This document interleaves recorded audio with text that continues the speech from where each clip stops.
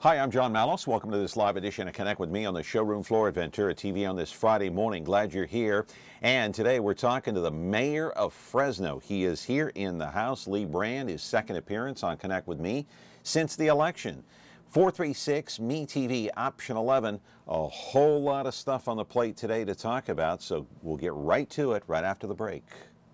Tonight I want to discuss the importance of the television medium to the American people.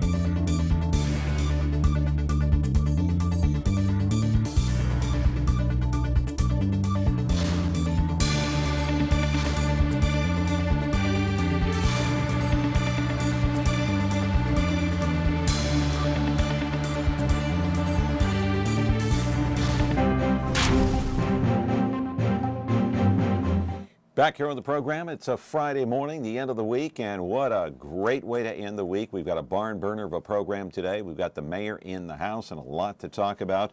First, I want to get to the schedule just a little bit. On Monday, we're going to have Gary Kokola in here along with Scott Barbie. He is formerly of Comcast, but you know about Gary Kokola. He's with Kokola Broadcasting, been there for many, many, many years. We'll talk to him about, well, this free TV versus cable situation. He is an over-the-air broadcaster, has been for many years, but he has dealings with Comcast Cable. We'll talk about the future of like streaming live, podcast, all that kind of stuff, because it's technology. It's ahead. It's down the road. Then on Tuesday, obviously it's the 4th of July, we'll have a Vietnam vet in here talking about what they're going to do with the Clovis Veterans Memorial Auditorium. And how they want to refurbish or expand it. We'll talk about that. And then Chris Cummings, the current owner of the Fresno Grizzlies, will be here on Wednesday. Maybe, just maybe, that'll be his last appearance as the owner of our Fresno Grizzlies baseball team, AAA affiliate to the Houston Astros, and a member of the Pacific Coast League. So what a week this was. I'll tell you what, on Connect With Me, we had a lot of topics, a lot of good shows, and next week we look forward to the very same thing, and your phone calls at 436-ME-TV, option 11. For now, you're watching us live on Comcast, channel 375 as usual. It's Comcast Cable. Remember, we'll talk about that on Monday, 10 to 11 o'clock in the morning, Monday through Friday. And it's Comcast, but if it's not Comcast, it's 43.6, 13.1 over-the-air broadcast. If you have one of those digital antennas hanging from the rafters here at Ventura TV, or you can buy those anywhere, to be honest with you. The replay of this program, you may want to mark the time, 2 o'clock in the afternoon, 13.6 YouTube, 8 o'clock tonight, 4.6 Biz TV. Now keep in mind, these are over-the-air broadcast channels, and as I understand it, we'll talk to Gary about this on Monday, I think there are roughly 100,000 people or more with over-the-air broadcast television in the city of Fresno. Some of the lower income people can't afford cable. Cable's going through the roof, as you know. Many people paying well over $100 for either Comcast or Dish, whatever the case may be, DirecTV. So we'll talk a little bit about this on Monday. But I'll tell you what a month it has been at City Hall. Boy, you talk about the wheels turning, my friends. Over and over again, there were 3 major votes just this month alone that I can think of off the top of my head at City Hall, and one of those took place this week. It's really, really amazing, staggering how much has gone on just in the last 6 months. I want to roll the first videotape, my friends. For the first time, the council said no to a legal defense fund for undocumented immigrants. This took place on June the 19th. That's the first one that took place. The vote was 4-2 against. That would have created a $200,000 bank account, both public and private funding for people or families who are facing deportation, who have not committed any crimes and have no criminal record. Roll the next one. A few days later, on June the 22nd, the council again said no to marijuana dispensaries within the city limits. The vote 4-3 against. Police Chief Jerry Dyer and all of those who favored the ban say that the dispensaries would increase underage usage of marijuana. It would also increase burglaries, robberies across the city, and it would also contribute to impaired driving. Those in favor say nonsense. They believe alcohol and meth use are more dangerous. Finally, last Monday, the biggie of all biggies. Hey, how about the mother of all votes, huh? The council voted 7-0 in favor of changing the lease agreement between the city of Fresno and the Grizzlies baseball team of the Pacific Coast League. The yearly rent for the Grizzlies is now down to $500,000 a year, paves the way for Chris Cummings to sell the team to 3 potential buyers, something that Cummings has been wanting to do for years on end, maybe as long as a decade. But the question still remains, how will this benefit the city of Fresno financially? And by having new owners, will that mean that it will have a major impact, if at all, in downtown Fresno? Live in our studio right now for the second time as mayor of Fresno is Mayor Lee Brand. And we're glad he's here. 436-MeTV option 11. We'll talk to the mayor about all these topics and much more. As you know, Sanctuary City is still obviously a hot topic around the country. It was yesterday or the day before in Congress. They're debating that. It now goes on to the Senate. May have little, if any, impact on the city of Fresno. It will only impact those who want to be sanctuary cities, to be honest with you, because of the penalties. We'll talk a little bit about that, but not too much. We'll get into the Grizzlies and all the rest. You can call in. Mayor Brand is here, 436-MeTV option 11 for the full hour. We've got the mayor. That means for the full hour, you've got time to call in. Back in just a moment.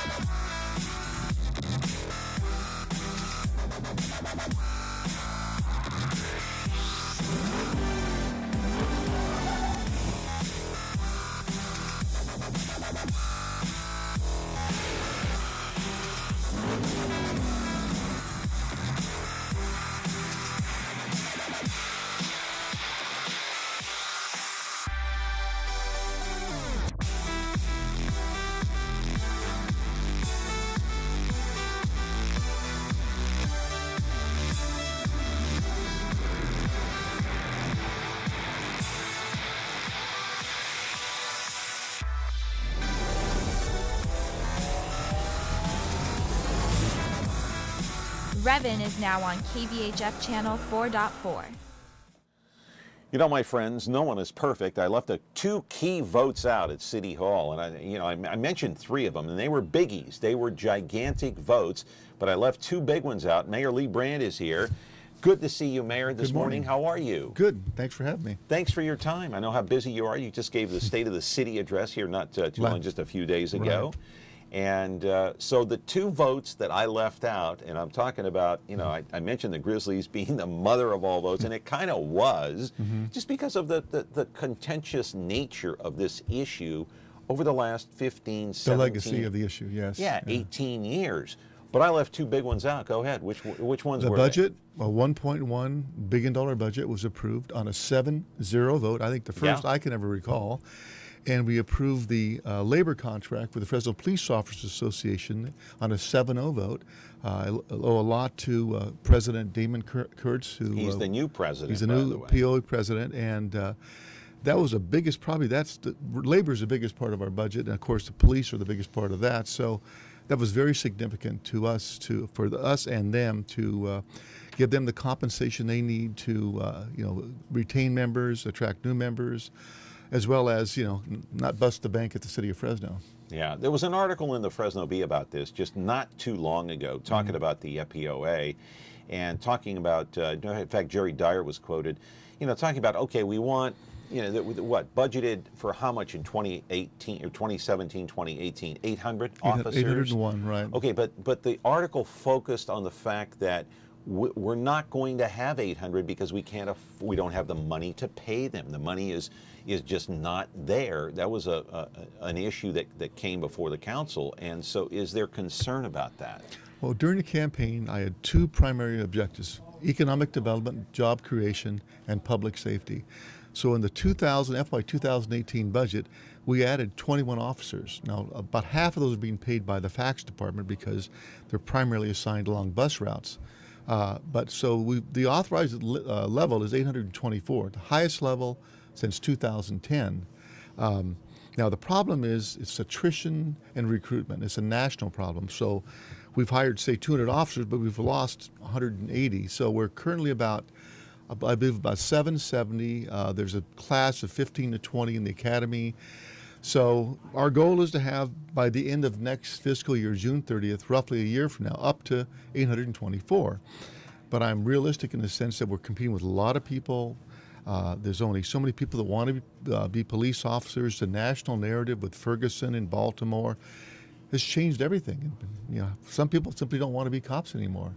And that's our challenge, is to keep people in. And part of the MOU that we negotiated included like a G step, or an extra step of 5% for people that have been there a long time, hopefully as an incentive to keep them there. We did do a raise across the board of 3% effective next year for everybody. And we have a lot of other things going for us on the PD. And one thing they don't talk about, across the country, pensions are a major problem, underfunded pensions. So in Dallas, for example, is on the brink of bankruptcy because of an underfunded pension system, primarily weighed down by the police and fire. Fresno, by contrast, is one of the top 3 cities in the country that has a fully funded pension system. So we get somebody in, we can guarantee that they're going to have a pension when they retire 20 or 30 years later. Yeah. Caller, go ahead. You're on the air with Mayor Lee Brand. What's your question or comment on this Friday morning? Yeah, I have a few of them actually. One of them is why are you so opposed to allowing the sale of marijuana in Fresno? I mean, the majority of the state voted to legalize it in the state of California. It's not a real, dangerous drug. You're talking about trying to get your 800 plus police officers, but don't have the budget for it. This could pay for 800, 900 police officers. The police try to suppress the sale of marijuana, but obviously they have failed at that. So so why don't you utilize this in terms of tax dollars? The other question I have is why. I mean, I know you voted for the baseball park back in the day, and it was supposed to have $1 million a year rental. Now you guys have got it down to $500,000. So now the city taxpayers are going to have to pay for the, that $500,000 reduction. So how do you rationalize that? Well, let me start with the second one first. I was not on the council that originally voted for the stadium in 2000. That was basically a $45 million stadium that the city couldn't afford, had a lot of bells and whistles. But once that mistake was made, I can't change it. I can only mitigate it. Right. The problem is $1.5 million a year rent was totally unrealistic. Every single team that has owned that stadium loses at least $1 million or more a year. And the current team, which is owned since about 2005, has lost an average of $1.2 million a year since we reduced the rent to $750,000 about in 2010. Again, that includes a naming rights of $1 million per year that's going to expire in 4 years. So nobody can continue to absorb $1 or $2 million a year losses. So we in 2009, when we renegotiated the lease, we did a complete rent survey across all AAA stadiums in the country. The average rent was between $0 to $500,000. We were never even close to it. So we have two choices. We can continue the current situation, which most likely they currently owe us over $2 million. Okay, this is going to go right now. They owe you $2 million. Over $2 million. Okay, so that if we continue that route, we're probably going to end up with a notice to default, which would trigger the loss of the naming rights potentially, and potentially in court or bankruptcy court, and potentially a vacant stadium. We've chosen, and for 5 years they've tried to find a new buyer. Every time, and I talked to 2 or 3, they got to the due diligence phase. Let's look at the books and the numbers. They all walked away. This group went forward. There was a lot of negotiation over the past 6 months, and I think we got a group that is experienced and successful in running minor league teams in Denver and in California. We have verified, this was not done originally, that the net worth of $50 million plus, this is an all-cash transaction. There's no financing. They're putting up a irrevocable letter of credit for 5 years, guaranteeing 2 years of a lease. They signed a a non-relocation clause that includes if they decided to leave for some reason, liquidated damages that is equivalent to paying off the bond on the stadium. So right, it's like if they $44 million. They left next year, they're going to pay us $40 million plus. So that, in my opinion, was the best possible outcome. You know, I always said back in 2009, I have two choices, bad and worse. I can only try to mitigate what was done. I can't change that decision made. But I think in the end, this deal also includes both sides contributing $3 million a year to a capital reserve fund that covers things like scoreboards, the irrigation system, seats, roofs, to make sure this stadium is always a first-class stadium. That was one of the problems originally. When I did it in 2009, the scoreboard had not worked for 3 years. So we're doing what I think is the best possible move for the city of Fresno, bringing some experienced, seasoned buyers with the financial wherewithal to be successful. So that's baseball. On the marijuana deal, that was a tough decision. I realized even the city of Fresno was slightly 52-48, but I was part of the council that was involved in the medical marijuana, and we saw people would get literally combine their prescriptions, abuse the system, have big grows that ended up in criminal activities. In fact, a murder was a result of marijuana. It attracts an unsavory group. So it's not as easy as it seems. So what we voted on was a ban on recreational marijuana. It does not mean, pursuant to Prop 64, you can still grow 6 plants indoor.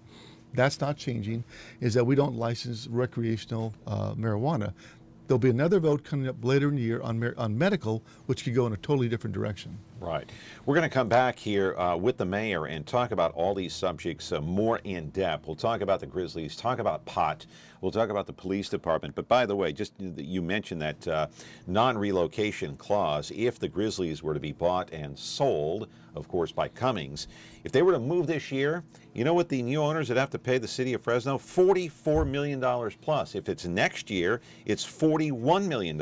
If it's the following year in 2020, it is a total of $38 million. But then the problem you'd have an empty stadium with no baseball team. Do we want that?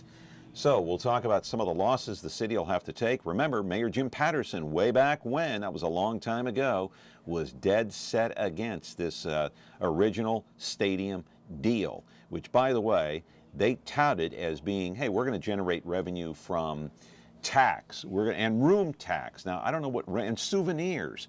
That never panned out. We had Doug Vagum here on the program, and he basically said that was pie in the sky, but that was a long time ago. That was part of the original deal. Okay, this deal now is completely different, so we'll see what happens in trying to generate revenue for the stadium and for the Grizzlies, and not only that, for the city of Fresno. 436 MeTV option 11. Mayor Lee Brand is here. You are there. Call in, an open phone line. Back on this Friday morning in just a moment. When you like Ventura TV Appliance on Facebook, it's nice. But when you love the Samsung big screen we deliver, it's even better. Our website is cool, and it's a good place to start. But you really should touch the merchandise before you buy. Time for that upgrade to an HD 3D web-enabled Samsung TV. Get the best selection, price, and service in town without waiting. Come in to Ventura TV Appliance and touch the merchandise today.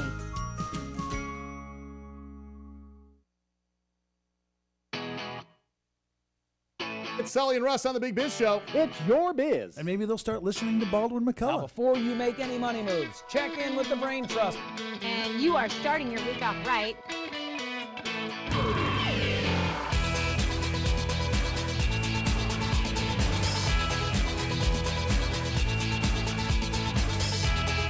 Biz TV is now on KVHF channel 4.6. Back here on the program with Lee Brand, 436 MeTV option 11. Carrie, go ahead and roll the videotape on Grizzlies 2015. You know, a couple of years ago, they won the national championship. I want to get back to the Grizzlies. We'll get back to pot. We'll get back to the police. But for now, let's focus on the Grizzlies.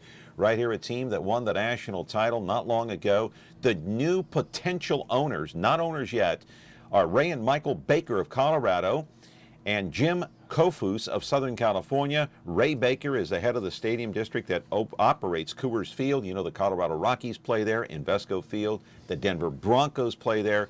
Baker and his son own the Grand Junction Rockies, a rookie league that's affiliated with the Rockies, and Kofus was co-owner of a single A team in the high desert, the Mavericks of the California League. So those are the potential new owners of that team that you're looking at right now. But let me ask you about, okay, you mentioned the Capital Reserve Fund, and I have it right here because each year, well, initially the city is going to chip in some money, which is about $3 million. Correct. The seller's going to chip in $1.25, the buyer $1 million at $1 million. After that, the reserve fund, it's $300,000 a year each by the city and by the team ownership. Right. Is that right? Yeah. And that reserve fund is going to be used for? Well, let me give the background. Back in 2000, nobody figured that if you build a $45 or $50 million stadium, but somewhere down the road, there's deferred capital costs. The parking lot, the roof, the HVAC system, the turf system, the scoreboard. So that was never budgeted at all, and it was something that over time the stadium was showing wear and tear. It's now about 15 years old. So we did a study last year to measure what are the deferred maintenance costs for the next 20 years. The buyers doing their due diligence did the same thing, and it was somewhere between the $20 to $25 million range. So we knew to make this successful, we had to get the buy-in, have the team itself and the city. The city owns the asset. So we agreed on this formula to develop this initial $5 million fund that you described, John. And starting the third year, each part will contribute $300,000 a year, or $600,000. And what that does, that ensures during the entire tenancy of this, until this stadium is actually paid off with the bond, it will be maintained in top condition. Again, this is a great stadium. They may have made a mistake back in 2000, but we have it. We need to take advantage of it. The worst thing we could do is let that stadium end up vacant, and we have a $50 million asset sitting idle. So the Capital Reserve Fund is basically for repairs. It's for capital repairs. And yes. maintenance. Yes. And maintenance. Okay, explain, because I guess you call it the APES fees, APES. Right. All right. The city is to be paid $1 per ticket, including trade and barter, for an arts, park, entertainment, sports fees. For all tenant-sponsored events, the fees are due quarterly. And so, here's the deal. Those APES fees went up to $3, right? No. I think, or $1 is $3. The APES fees were started back in the Autry administration. Okay. They were a mechanism to pay for capital cost down the road for a baseball stadium. So they're done by venue. There's APES fees for the ticket prices on the Grizzlies, and we negotiated that to be $1, because if the ticket price is 10 and you add 10 for the APES, there's a market issue with the buyers. So did that go up to 3? No, I'll explain. Okay. So then on the convention center, we raised it $3. That's a separate venue. So that only applies to if you're going to go to a concert at the convention center, you're going to have to pay an additional $3. So Gotcha. So golf courses have a different fee. Every venue has a different fee, but the baseball stadium is $1. That $1 was actually factored into the cost of contributing to this reserve fund. So what happens to that money in the APES fees? Where does that go? Well, in the past, like I know in the baseball, a lot of times it accrued and it accrued, but we never saw it. Every penny that is owed to the city of Fresno will be paid off in full at the close of it. It's an escrow when this team sells. So we're going to be made whole. The team will honor all their obligations to us and any other creditors. The APES fees, again, goes back to originally to the convention center, and that's another issue that I dealt with back when I was on the council. There's a lot of deferred maintenance there. In fact, a year ago, the city manager measured at least $8 million. So that's a way to try to generate some additional funds. Is that a separate fund? Yes. But it's used for maintenance too and other? It's used designated for the convention center. So we need to put new seats in Soroyan Theater. Okay. We put an HVAC system on the roof at the Selden Arena. So it's not specifically for the baseball stadium? No. Okay. No, there is one for the baseball stadium, and there's a separate charge at $3 for the convention center. So when you're going to the turnstile at the convention center, you're paying one fee. When Right. you're going to the turnstile at Grizzly Stadium, you're paying another fee. But that money, that APES money, sits in a fund, but you can't use that for capital improvements on the stadium? That's what it's designated for. So Oh, when okay. that is collected by the end of the year from the team collects it. Then they owe the city the money they've collected during the year, and there's an audit every year that is done. Then we put that in a reserve fund and use that down the road for improvements. For improvements on the stadium? Yes. That and the capital reserve fund, both, right? It's a combination of both, yes. Combination of both. Yeah. Okay, let me ask you about the $500,000. Now, there's a big gap. The original was $1.5 million, as you know. Right. I forgot who on the council. Was it Gary Bredefeld or somebody said, no, we're going to get, it was Henry Perea. We're going to make them pay the $1.5 million. Well, now there's a who picks up that extra million? I got a good one for you. Is it the city? Well, I met the Bakers in last April in the opening game. They were that long, looking at the team. Okay. And in November, just after the election in November, Ray Baker called me and said, congratulations, Lee. I was looking at 2 elections, the presidential election and the mayor's election. Had you not won, the Baker family would have exited, not even been involved in this deal. Well, because Henry had said he was going to raise the rent from $750 to $1.5, and a team that's losing almost $1.5 million a year at $750,000. So it made no sense. The 1.5 figure was just a figure pulled out of the clear blue sky. There was never a lot of due diligence done to verify data. I'm not going to harp on the past. That's the past. I'm looking at the future, and the future is we have a great asset we need to maintain. Yeah, okay, so we'll get back to that in a moment. Caller, go ahead. You're on the air. What I want to ask was, when are they going to find a different management company for the convention center? I mean, SMG, they manage the Save Mart Center and the convention center, but also what happens when they get an event for the Save Mart Center, if somebody wants that same date, SMG says, well, you know what? Don't go to the convention center. Go to the brand new Stockton Arena that SMG also manages, and it's a brand new arena, and it's just as big as Save Mart Center. So don't go to Selland Arena. Go to Stockton Arena. So they keep deferring projects to the convention center, and I see that as huge losses for the city, because of the fact that there is such a conflict of interest between the 2 venues and within the company itself. Okay, thank you. The contract with SMG expires in 2019, so I guarantee you we'll take a look at that. In 2011, through the Finance and Audit Committee, I spent a lot of time reviewing the conventions. It is a very complex operation that essentially loses about $8 million a year. Primarily about $6 million plus our debt service, because when they announced the building of the Save Mart Center, in my opinion, back in 97, 98, 99, 2000, that forever changed the business model. But city fathers at that time says, no, we're going to make all these improvements to try to keep, like the Bulldog basketball team there. Well, they made millions of dollars in bonds, but guess what? The basketball team left, the hockey team left. I can't change that. I want to wrap this up with the Grizzlies, at least from my standpoint. If callers want to call in and ask about it, but I want to clarify a couple of things. Okay, I still am not quite sure how the city makes up that $1 million gap for the rent. Here's the difference, John. The original bond was $45 million. Over 30 years, it was about $3.4 million a year.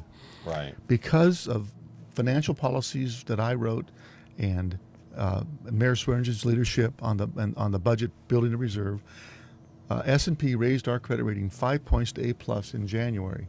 That A+ rating gave us a tremendous advantage to refinance bonds like the stadium, and I wrote the policies on the debt management policies. So when they refinance a bond, they don't extend the due date. If it's 2028, it stays at 2028. But in that case, we went from, say, 5% interest to 3 3/4. So in the stadium, it was one of many bonds that were refinanced that saved collectively over $40 million over 22 years. The stadium debt was dropped from 3.4 to 3.1.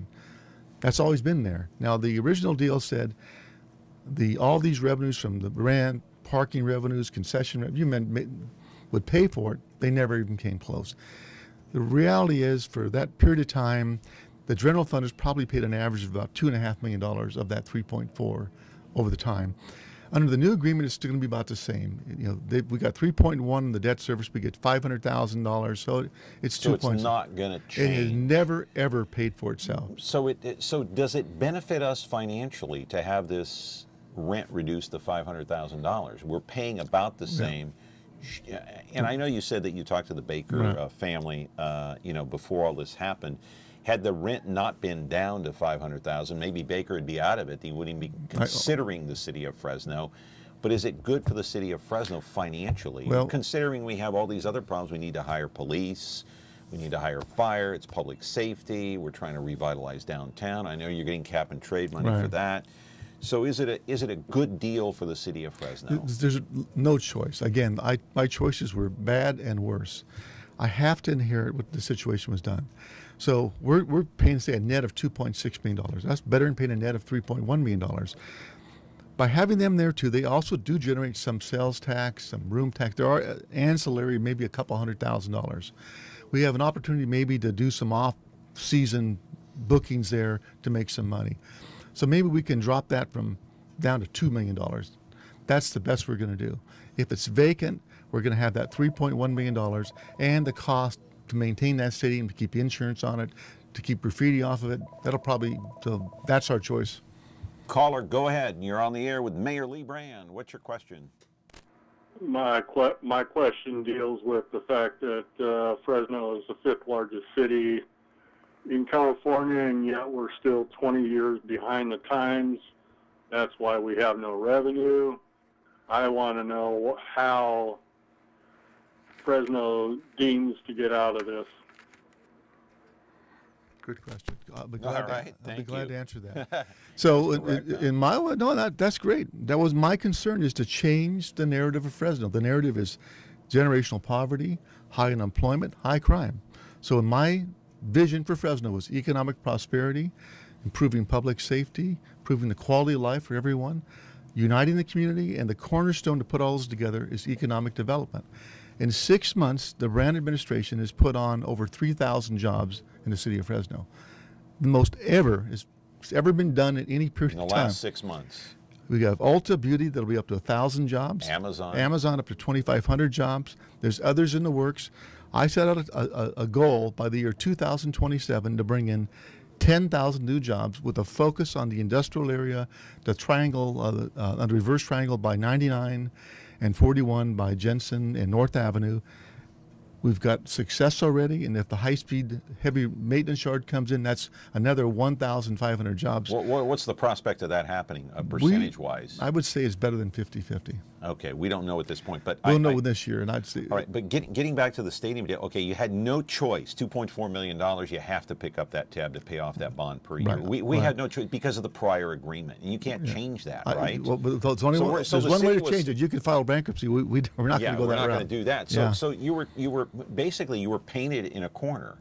That's a good way to put it, yes. Painted in a corner. With limited options. With limited options. And if you wanted to opt out, you could go bankrupt.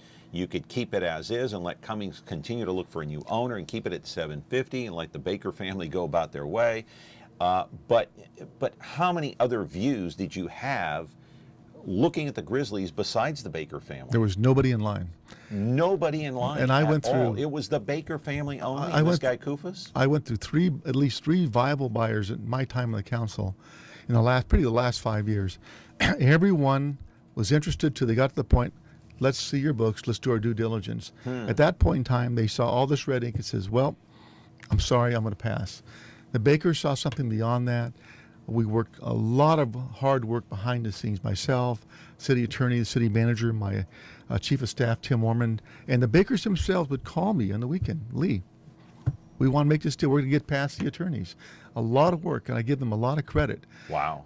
I have a good feel for these owners, and they're going to make the way they committed this contract, the 100-day deal. That was there. That was not the city. That was them. They become responsible corporate owners. They engage and become part of the community. So the city is requiring them to hold 100 events Actually, a year, we didn't require that. They volunteered that. They volunteered. Yes. How is that going to happen? How do you do 100 events? I know soccer sells out. You know, you could have, although very few concerts. They all go to Save Mart Center, and very few. Let me give you a couple examples. I went to one. What 100 events could take place? I went to one last month. The Valley Children's Hospital had a symposium on child safety. Okay. They came in for 3 or 4 hours at the stadium, had booths set up. That's a community event. So it's not, you know, maybe the one day. Doesn't have to be a concert. I bring is what you're the saying. Rotary Club in, and they have at the restaurant they have an event. You bring a high school baseball team, a high school football team. There's a million and one things you can do, but it's done for the benefit So of the it's not community. mandated by the city. It's a volunteer. Right. It's volunteered by the new team. owners, by the team. But here's a smart owner. Yes, it's all volunteered. We're bringing all these people into the stadium. We're introducing these people to Grizzly Stadium. They might come back to watch a baseball game. So there's a method to some of this stuff. One other quick thing, we'll go to break here. Will the new ownership, can they change the face of downtown Fresno? Can they entice people to go downtown? No one thing will change downtown. This was oversold back in 2000. This is going to be the catalyst. It's going to change. It's just started. The Bitwise. When you say it was oversold, what does that mean? Well, if you build it, they will come. They're going to bring 8,000 people a game. Downtown is going to flourish. It doesn't happen by snapping your finger. There's a lot of hard work that goes out. I've been in development and real estate for a number of years. Your whole life, basically. Yeah, 38 years. Yeah. They did not do the right things to encourage that, to foster that. I think that's being done now with the South Stadium project that's going on, a multi-mixed-use. Terrence Frazier, Mehmet Noyan. The Bitwise relocation was in part due to the stadium. Yeah. We're building a high-speed rail station. I could tell you a lot of stuff going on right now, but the bottom line, it has to be market-driven. The government just got to open the path, pave the way, offer the incentives, but the private market makes that determination. I keep saying I got to go to break, and I am going to go to break, but just one quick thing. I know you can't compare minor league baseball, especially Fresno, to a major league baseball city like San Diego and San Francisco. But if you go to San Diego specifically and San Francisco, it is a bustling neighborhood around their stadiums. Is that possible here? I think over time, it's definitely possible. And what we have to overcome, and again, existing Fresno is average family income 42,000, 44,000. San Diego 80,000, 84,000. Yeah, that's the demographics. It costs a lot to live there too. Exactly, but that's the demographics I'm trying to change by changing the narrative, by bringing more jobs into Fresno. And we have roughly about 8 or 9% unemployment. My goal is to drop us below 5% by the time I leave. Right, okay. That's never been done. Mayor Lee Brand is here. We thank him for his time, his second appearance here on Connect with Me. 436-ME-TV, option 11.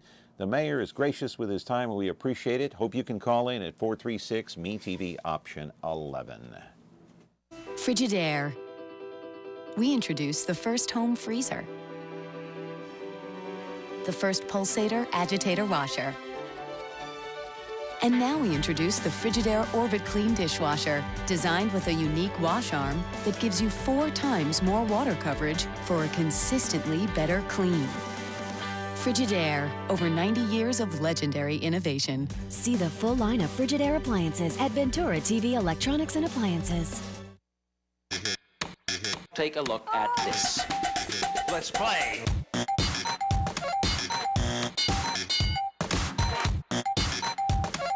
This is too hip for you. I'll slow down. Let's play. Watch all your favorite classic game shows on Buzzer TV, KVBC Digital Channel 13.7. All right, back here on the program, 436-ME-TV, option 11. Mayor Lee Brand is here. Roll a videotape on marijuana, and I want to get back to the marijuana issue because it was a 4-3 vote against these marijuana dispensaries. You know, so many people showed up. Very contentious meeting, I guess. You had faith groups there, you had law enforcement there, you had medical patients there, you had recreational users there. Correct me if I'm wrong on the vote. Against the ban was Olivier Bain-Soria. Bredefeld, Capriolio, Brandow, and Chavez were in favor of the ban. Am I right about that? Yes. And Lee Brand, the mayor, I supported it. You supported the recreational ban. The recreational ban and the use of dispensaries. Now, Jerry Dyer says, you know what? If you open up these dispensaries, doggone it, Mr. Mayor, here's what we're going to have. We're going to have underage use of marijuana increase. We'll have more crime. We'll have more impaired driving on the streets. Would you agree with that? We did a lot of studies in Colorado, Washington, and states that had legalized it. And one conclusion was everything, the studies were inconsistent. There were studies that were pro-marijuana, against marijuana. We look at cities like Denver that legalized it, cities like Colorado Springs that banned it. There is a cost to whether you ban it or don't ban it to enforce it. Hang on, caller, get to you in a moment. Go ahead. And so, and I know our own experience in Fresno and in Fresno County was a lot of crime associated with marijuana because it's a cash crop. There was a lot of abuses in the medical marijuana. And in cities like Colorado Springs that banned it, or cities like Denver, more likely, that approved it, some cities got greedy in how they elevated their taxes to the point where they encouraged the black market to come in. The black market was there whether it was legalized or not legalized. Hang on, caller, get to you in a moment. Correct me if I'm wrong, or clarify something, because I'm not an expert in marijuana or dispensaries. How does a dispensary, say open up a dispensary at Eno Street, across the street from the baseball stadium, it's just using it as an example. How does that encourage the black market, would you say? Well, it's when cities put taxes on. Let's say marijuana sells for $200 an ounce. Okay. The city wants it imposed, and by Prop 64, they can pretty much do what they want to do. They get can greedy. Impose any tax they had $100 tax onto it. It's now $300. Well, okay. A corner drug dealer can sell it for $180. Well, I'll just walk over there and pay him. And that's what actually happened in other states in certain cities. So it's not a clear-cut one way or the other. It was so much controversy, and most of these states that have done it have been not around long enough to have conclusive results. So I put a 12-month review at the end of the 12 months in operation. Let's take a look. What we do right? What we do wrong? How can we correct it? But there's no clear answer. All right, the flip side of this, Olivier and Bain say that alcohol is more dangerous. There were a lot of people there that said, hey, alcohol, meth use, high fructose corn syrup, which you can find in any food item across the board, any supermarket, they are more dangerous. And what they voted on, caller, I'll get to you in a second here, the ban on dispensaries, the amendment where now you can grow up to 6 plants, like you mentioned earlier, inside your house. Right. That according to but you can't do that until January the 1st. That's when it's legalized. And the council and counties across California had until January 1st to decide what do you want to do with this, and you've already decided, basically. Well, I've worked with both Fresno County, and I worked with all the surrounding cities, Clovis included. Every one of those cities, I think with the exception of Coalinga, is going to ban recreation. I wanted to have a consistent policy, too. So Fresno's the biggest one. And again, this is an experiment that we don't know where it's going to go, and there's been some mixed results in the states that have done it. Caller, I'm glad you're patient. Go ahead. You're on the air. Yeah, I'm a user and a patient. I had neck surgery. I broke my neck 2 years ago. I didn't leave the hospital with opioids, but I knew I was going to be able to have medical marijuana, which is 10 times better than any prescription drug that I have ever taken. And second, you keep forgetting the regulation, taxes. And how about the fact that if you take that $100 and $180 ounce dealer out of the picture by legalizing or accepting dispensaries, multiple at that, how much tax revenue will you get from that? Richmond, California gave the okay to grow marijuana with the perception of taxes. If Fresno wants taxes, you better get on the bandwagon and get ahead of the times, because I believe church and state, especially the city of Fresno, should get separated like the government. Yeah, but just keep in mind, caller, two things. You mentioned the Richmond area, a little bit more liberal area than the city of Fresno and certainly the Central Valley. But also second to that, liberal. No, second. It's not about being liberal. Okay, but today is legal. No, I understand. You got to get over the fact that this is legal, and the fact that the church thinks it knows better. Hasn't the church been in so much indiscretion lately? But what I was going to say is number one, medical marijuana is legal, and marijuana in California is legal if you want to have 6 plants in your house starting January 1st. So nobody's denying you at all. This has to do with dispensaries. The state of California is giving the cities and counties the option. Do you want to open up dispensaries, a storefront for sale, marijuana? And in Fresno, apparently it's no. In other cities, it might be okay. And from my understanding is that the churches came into that meeting and said it's all bad. Well, where were they when the drug war was going on? Right. Where were they? They were praying for the drug war to end? This specifically, the issue before the council was on dispensaries only. Recreational only. Yeah, recreational dispensaries only. So that's all it dealt with. Nobody's denying you marijuana. Starting January 1, that's not going to happen until January 1st. Now, let me clarify also. What are we talking about this now? Go ahead, Mayor. We're going to come back later in the year with a ordinance on medical marijuana that may allow dispensaries. So this is on recreational. Medical will be dealt with separately. Yeah. And there may be dispensaries with medical. Well, I think one and the same should be regulated. Okay. Between dispensaries and medical marijuana, then you get rid of that $180 dealer that's on a corner, which I think once you bust them for tax evasion, they go to jail for a lot longer than the 2 months. You also have to realize, too, that still the federal government, the Department of Justice, thank you, they've never weighed in there. This could be, they weigh in, and this is illegal, then you have another major legal battle going on. Two more things on marijuana, and then I want to take a break here. And that is, it's estimated, I'm no expert again, but it could generate up to $10 million a year in... I said that. Money. Okay, you said that. Okay, 10 million. I got to take this call here. Sure. Hang on, caller. Some people might look at that and say, gee, you want to hire more police? We kind of touched on it earlier. You might want to hire more police. You might want to hire more fire. You might want to pay that bond off on the stadium and do this and do that. And who knows what else you might want to do with that money. You might want to spruce up downtown. Doggone it, why not open up a dispensary and get that $10 million a year? Well, this was done in January with a meeting with the chief, and the $10 million was simply a ballpark estimate. Right. It could be up to $10 million. Well, it could be $8 million. Right, but there's also a cost we found in our studies of other states to do that. So we can make $10 million, but pay maybe $5 million in additional cost. Right. So we don't know exactly what it's going to be. So it's a question of a moral question versus a financial question. Do you simply just take the money and the blood money just because and I'm doing a lot of things, I think, in economic development to build up our long-term tax base of property taxes, sales taxes, business taxes.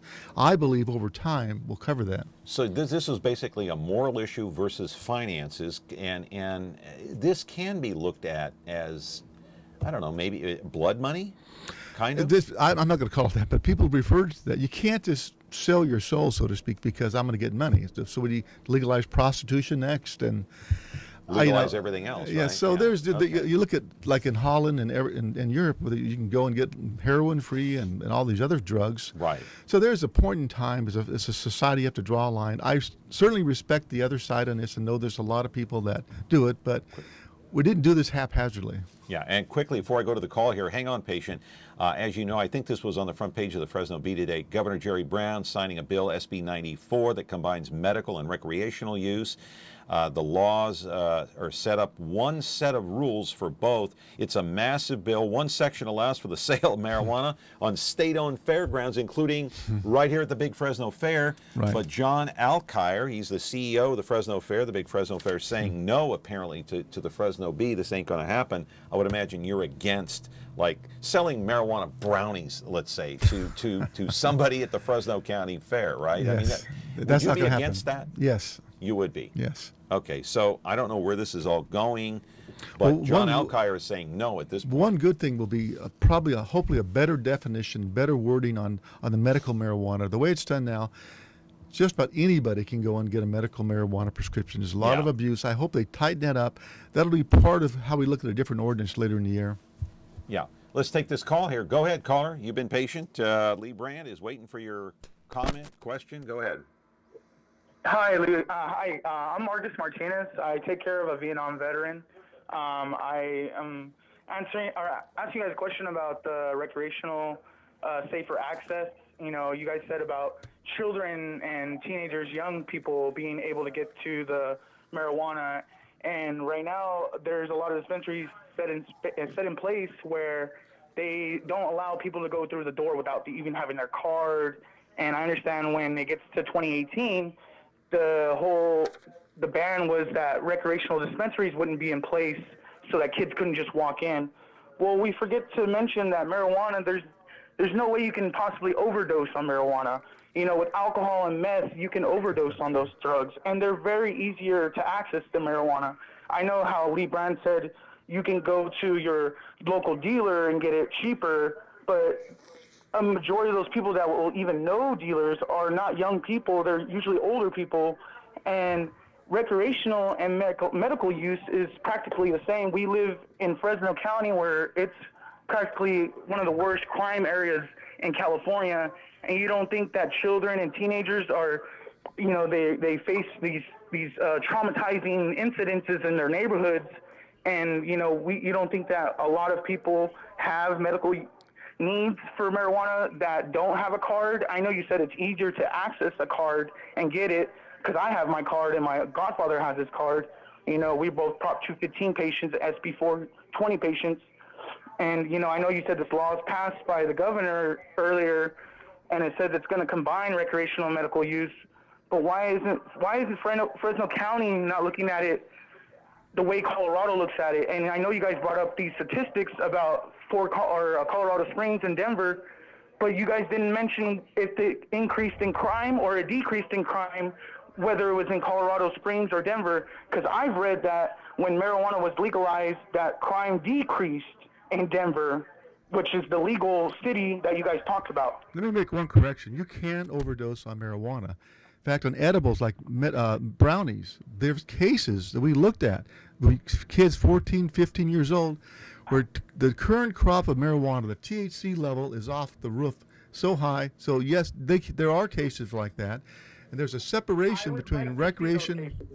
Well, we ran into them, and you should go do your own research. Go ahead, caller, just real quick. Because I know that edibles is a different natural reaction in your kidneys. That's why it causes you to feel the THC 10 times more. And I understand that edibles are stronger, but they cannot make you overdose. I'm sorry, Mayor, but they will not make you overdose. And I would like to see those studies at the next council meeting if that's possible. Well, you can do your homework on it like I did, and you'll see. All right. Thank you so much for the call. I appreciate your time and your interest in the show. Thank you. Good call. A little bit of a disagreement there, but the crime stats, did they go down in Denver or Colorado? No. They didn't. I don't know, but there was a 60 Minutes report recently, not all that long ago, that talked about they're not generating as much revenue as they thought. Yeah, they're generating revenue, but there's a lot in the black market. Our studies showed, even when they legalized it, like in Denver, that the black market was still there, still thriving. It didn't go away. Right. It was crime associated. It's also people driving impaired on marijuana, because on alcohol, you can measure it by your blood alcohol level. To my knowledge, there's no legitimate method to measure that. So there's all kinds of unintended consequences. Caller, go ahead. You're on the air with Mayor Lee Brand. Yeah, about the marijuana thing. I think you have to really look at history and figure out what history has taught you. And that is, when you went to prohibition because everybody thought that liquor was immoral and caused immoral values and so forth, and they banned it. Everything went black market there, and then it never really stopped liquor from being sold. So they repealed that. Let's go to the 21st century, where the state of California said, well, you know what, we know it's dangerous to use tobacco, so let's put a levy, a huge tax on it.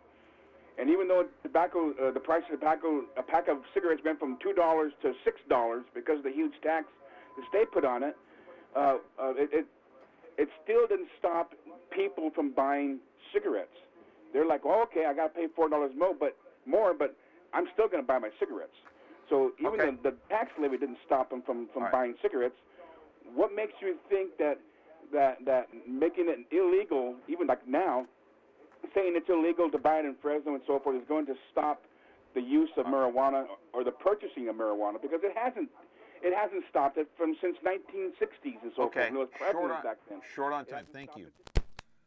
Let me answer that. I've heard that argument before, and there's some validity to that argument. But two wrongs don't make a right. I've heard also that marijuana is God-given. God grows all over the planet. Well, so do poppies that produce heroin. So, You can take this in 10 different directions, and there's no clear I'm right, you're wrong. A lot of it's a moral decision you make, and again, we put a lot of time into this. We'll continue to examine this. All right, how much time we got here? Like 3 minutes? 4 minutes. Holy cow, another phone call here. Go ahead, caller. You're on the air with Lee Brand. What's your question, please? Short on time. Hello? I just wanted to say that I think that the having pots like that, we're gonna get people, potheads from all over coming here, and if you think you're gonna make money off of taxes and things, think about the jails and the lawyers and things for the potheads and everything. All right. And people are pothead, people that smoke pot are going to doctors with things that they know that the doctor can't prove, that they don't have that, and getting... Okay. All right. Thank you for the call. I appreciate the comment. Do you care to comment really quick on what she said, or should we move on? This is obviously a very contentious issue that, yes, that I expected. And I do want to move on because I've only got 3 minutes here. Let's roll the videotape on Fulton District. We can roll that tape and talk about the fact that, okay, Fulton Street, more delays. Delay. We may not see the opening of Fulton Street here, according to our guest yesterday, until the fall. Of course, the rain held things up, construction, all kinds of underground findings that they were not expecting. I guess the construction workers had to delay because of those. They found some, some artifacts there that they didn't really foresee. So the question is, Mayor, is just simply opening up a street going to entice people to come downtown? Because you have to have business, you have to have entertainment for a family of four to come down from North Fresno. Right. Well, there's several things. That's just one about. No, it's like a discussion on the baseball team 20 years ago. Just building a baseball stadium by itself is not going to do it. Can it be part of it? Yes. Just opening up a street won't do it? Opening Fulton Mall will probably have more of an impact because many cities back in the 60s did the same thing we did. About 100 cities put malls. Everyone's but 3 or 4 were all unsuccessful. Those who went back to a street found much better success in terms of bringing traffic down there, people, sales tax, property values went up. So it's a combination of things. You've got to have and I wrote the Economic Expansion Act a year ago that provided all the incentives from abatements on impact fees, off-site improvements, performance-based incentives we used on Ulta and on Amazon. They're available for people building downtown. I do know since we approved that in 2014, roughly about $100 million has been invested within 2 or 3 blocks of the mall by a variety of investors, people like Ed Cashin and others that are very smart, savvy investors that are Mehmet Noyan, Terrence Fraser. They don't have too many losses out there. It's the private market and market forces that ultimately determine that. We've got to find a way to steer them there and let them be successful. So you're saying that, hey, it's not going to be one thing. It's not going to be just the stadium or just a street opening or just this or just... It's going to be a combination of a lot of different things. High-speed rail station at H in Mariposa. There's a lot of things that are potentially catalytic. We're getting $70 million in cap and trade money. That'll be leveraged at least to about $105 million. Oh, wow. So okay, that money, a lot of it will end up in that downtown area. We got 30 seconds. Can you tell me one thing? Can you do anything about the parking downtown? I know people don't want to pay to park downtown. We got like 5 seconds. Can you do anything about that? Technology, in many ways, will answer that question in the future. I was at D.C. this winter. Bill Ford of Ford Motors said autonomous cars will be a reality in 5 years. You're going to see a lot more technology changing how we do things.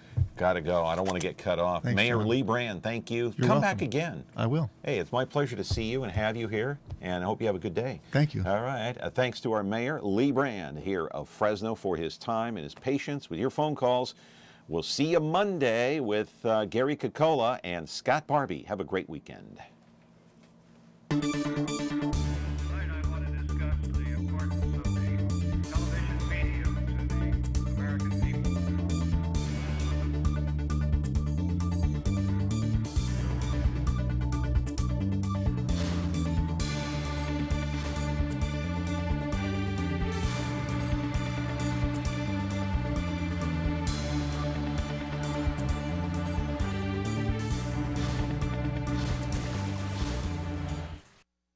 And away we go.